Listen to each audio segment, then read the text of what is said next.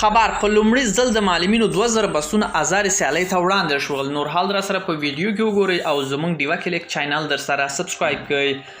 په سلامونو هرکلی کوم. نن سه شنبه د هود په 18 د پوهنې وزارت وایي چې نن ادارې اصلاحات او ملکي خدماتو ادارې په همغږۍ د کابل ښار او دغه ولایت ولسوالیو ښوونځیو لپاره د ښوونکو 1893 بسونه ازاري سیالۍ ته وسپارل شول. د دې وزارت په بل اعلامیه کې راغلي چې دغه بسونه له جملې څخه 215 د ښځینو ځانګړي شوي دي. لومړی ځل دی چې طالبانو پر افغانستان کې له دوهم ځل د واکمنۍ وروسته د ښوونکو دومره بسونه ازاري سیالۍ ته وړاندې کړه.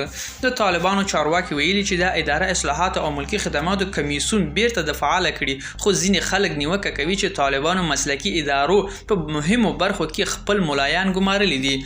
څه موده مخکې طالبانو پوهنې وزارت یو بل فرمان کې وزارت اړوند تر 3 بسونو پورې ټول لوړپوړو مامورینو خپل ډلې وټاکل. ملګرو دا و زموږ چمتو شوی ویډیو. که ستاسو ویډیو په اړه کم نظر پیشنهاد لرئ موږ سره په کومنټونو کې شریکوئ سئ او د لا ښکلو ویډیوګانو لپاره له موږ سره پاتې شئ. تر بیا ښې چارې.